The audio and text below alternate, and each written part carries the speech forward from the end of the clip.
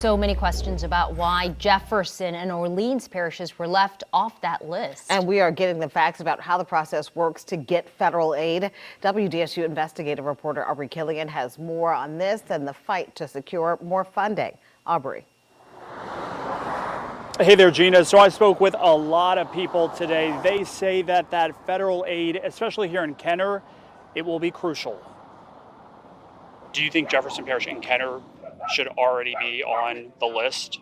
Definitely. They should have been on the list, over this past weekend. There's a bedroom furniture right there. Denise Hernandez is gutting her Kenner home. We're not on the list currently, and I was kind of shocked to see that. Jefferson Parish President Cynthia Lee Shang says in order for the parish to be added, there's a $2.2 million threshold in expenses, which they have already exceeded. Shang says debris removal is at about $9.3 million.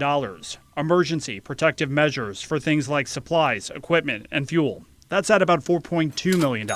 So Shang says that adds up to about $13 million, which is money the parish can possibly get back from the federal government. You'll definitely be hearing more about me if we're not added on because the numbers are clearly there. About 300 homes flooded in Jefferson Parish. Mayor Michael Glazer says more than 285 were in Kenner. Right now y'all aren't on it. Is that concerning for you at all? It is because of the federal government's relief that we can benefit from. The federal assistance can include grants for temporary housing, home repairs, low-cost loans to cover uninsured property. I know we have more flooding that some of the other areas have, the number of houses. We pressed FEMA all day for answers. We emailed and called.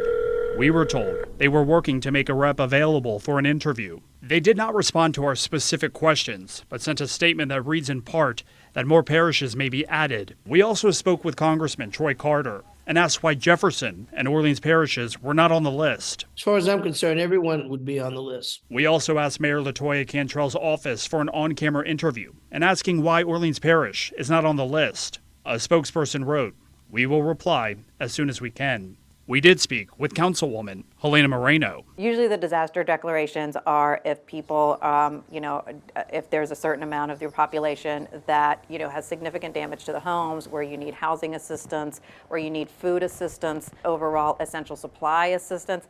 And as you know, we're not seeing that here in New Orleans. Back in Kenner, Hernandez says she's been checking every day if assistance from FEMA will come through.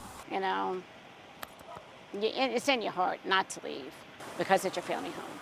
Something's really got to be done. And I also pressed the governor's office for answers as well. His office says that assessments are still going on, and that will determine if more parishes are added. But again, I spoke with Jefferson Parish President Cynthia Lee Shang. She says she is determined to be on that list. Back to you.